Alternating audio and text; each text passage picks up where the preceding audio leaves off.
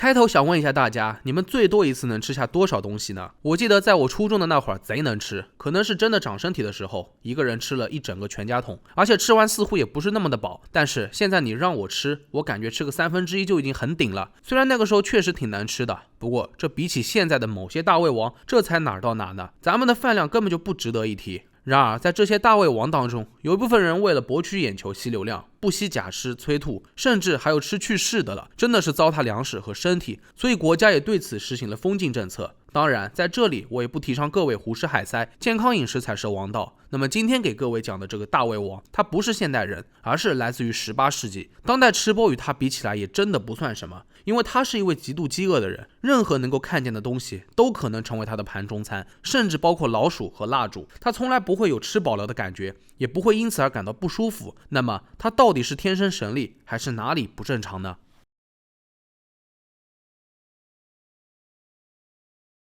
这个谜一般的男人名叫查尔斯·多莫尔，他的胃口简直就是个无底洞，而且什么都吃，百无禁忌。然而激发他如此怪诞的饮食癖好，不是因为挨过饿，小时候的查尔斯对待食物就不是一般的贪婪。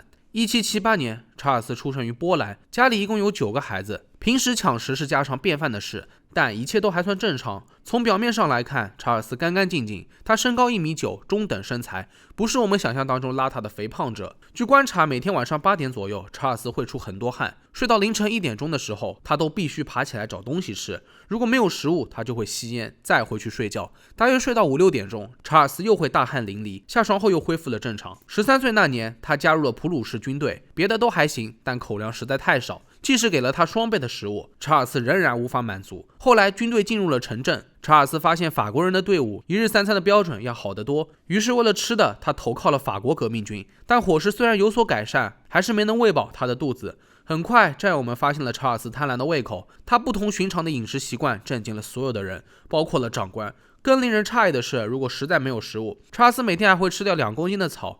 在整整1年参军的时间里面，他竟然吃掉了174只野猫，吃的只剩下皮和骨头了。据他自己说，最喜欢的是生肉，尤其是牛肝。在法国船上的服役期间，一名水手的腿被炮火炸断了，查尔斯竟然在众目睽睽之下抓起断肢就开始啃食。最后一名船员看不下去了，把他从嘴里抢了下来，直接扔进了海里。后来这艘船被英国皇家海军俘虏，查尔斯被送到了战俘营。英国人不知道的是，他们遇到了大麻烦了。这个战俘竟然能吃光他们所有的粮食。一开始他们给了查尔斯双份口粮，后来慢慢增加到了10倍。但查尔斯渴望更多的食物，他开始吃照明用的蜡烛，甚至连老鼠都不放过。服刑期间他至少吃了20只。他的这些异常行为引起了上层领导的注意，他们把查尔斯交给了科学家进行实验，决定好好研究这个怪人。研究人员很是震惊，查尔斯竟然不排斥任何东西，到底是怎样强大的胃能够容纳那么多东西？而且查尔斯也不胖，吃的东西到哪里去了呢？不管实验出于什么目的，查尔斯才不管这么多，他早就摩拳擦掌，自己终于能够饱餐一顿了。实验第一天，查尔斯在凌晨4点醒来，就吃了4斤重的牛乳房。上午9点30分，他吃了5斤生牛肉、1斤牛油蜡烛、1瓶黑啤酒。下午1点，在上一餐的基础上又加了2瓶黑啤酒，也就是说从睁眼开始，查尔斯一共吃了4斤牛乳房、10斤生牛肉、2斤蜡烛、4瓶黑啤酒。奇怪的是，吃完这么多东西，查尔斯竟然没有呕吐，甚至都没有去上过厕所。下午6点多，实验结束了，查尔斯高高兴兴地回到了牢房。这一天的食量竟然让他很满意，以至于他又开了1瓶啤酒，还一边抽烟一边跳舞。说到实验结果，科学家更是无从下手。除了牢房的铜墙铁壁能够幸免于难，没有什么是查尔斯不能吃的。据说他连其他囚犯的药都给吃了，不过好在没产生什么副作用。可惜的是，关于查尔斯的事迹仅仅记载了以上这些内容，当时也并没有人揭开他的食欲之谜。巧合的是，历史上还有一个胃口特别大的男人，与查尔斯生活在同一时期，他的名字叫做塔拉雷。1772年出生于法国，10几岁的时候，塔拉雷就开始吃生牛肉，可是他非常的瘦，17岁那年他只有90斤，但是因为塔拉雷的食量很大，家里都快被他吃穷了，所以父母把他赶了出去。独自流浪的塔拉雷无处可去，便开始吃石头、木塞，随后被马戏团老板看到，把他拉去进行怪胎表演。塔拉雷可以轻而易举地吃下活的小动物，比如蜥蜴、小猫和小狗，这让所有的人都感到震惊。与查尔斯不同的是，塔拉雷这个人一看就非常邋遢，他的嘴巴又大又宽，牙齿很脏，如果他不吃东西，皮肤就会严重松弛。不过他们也有一个共同点，就是爱出汗。每次吃完东西，塔拉雷的肚子就胀得像个气球，他还患有慢性腹泻，浑身散发着恶臭，几乎没有人敢靠近他20步以内的距离。一到饭后，塔拉雷就昏昏沉沉的睡去，一睡就睡到第二天。难道睡觉就能消耗掉能量了吗？这会儿弹幕里的减肥人士们肯定都要羡慕哭了。20多岁的时候，塔拉雷也选择了参军，可能有很大一部分原因是想找个解决伙食的地方，但是4份餐食也无法满足他的胃口。塔拉雷会从排水沟里面找东西吃，有一次战友们亲眼目睹了他吃完小动物后吐出了他的皮毛，他们在一旁都快恶心的吐了，但塔拉雷似乎没有感觉到羞耻或者丢人，他的情况也越来越恶化。后来塔拉雷住进了医院，医生想测试他的饮食能力，所以对他进行了实验。有一次塔拉雷一下子吃了15人份的餐食，还吃了活的猫、狗、蛇、蜥蜴，甚至没有脚就吞下了一条鳗鱼。经过医生的检查，塔拉雷除了体重过轻之外没有任何异常，包括精神方面。在与普鲁士的一场战争当中，将军利用塔拉雷独特的饮食能力，让他成为信使。吞下重要的文件后，塔拉雷设法穿过战场传递过去，但不料中途被抓去做了俘虏，为此他受到了严重的毒打。这次的经历让塔拉雷感到后怕，他再也不想接受这种任务了，于是同意接受治疗手术。然而医生做了大量的尝试，比如鸦片、酒醋、烟草等等，依然无法控制塔拉雷的饮食。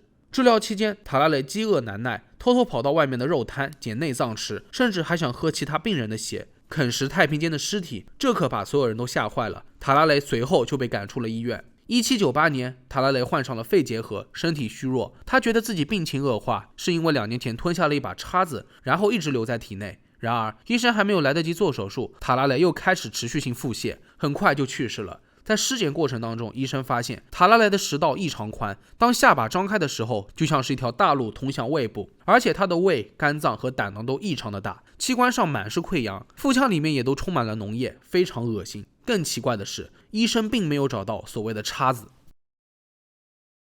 那么好了，看完上述的2个案例，是不是有点倒胃口了？算了，正好当减肥，咱们就算是饿到极限，也根本就不会出现这样饥不择食的情况。美食本应该用来享受的，但在他们身上就像上演了一部恐怖电影，题目就叫做饿死鬼。其实很关键的一个问题就是，为什么明明吃过东西，他们还会感到饥饿？研究人员为此做了一些实验，他们破坏了一只猫大脑边缘的杏仁核，导致它不断的进食，越变越胖。还有一组小白鼠的实验，一旦下丘脑受到刺激，它们会无止境的吃东西，而人类大脑内的下丘脑存在摄食中枢的保感中枢，如果一个人的下丘脑出现炎症，他就会一直感到饿，不停的吃东西。所以我们可以推测，查尔斯和塔拉雷的暴食症状很有可能是下丘脑受到了伤害。但这也只是现代的研究给当时情况的一个猜想，至于他们为何没有变胖，这依然是个谜。但从理论上来讲，我们与温迪哥之间的差别也不过只是大脑里的一些细微的不同罢了。反正不管怎么说，查尔斯和塔拉雷都是历史上的真实且神奇般的存在。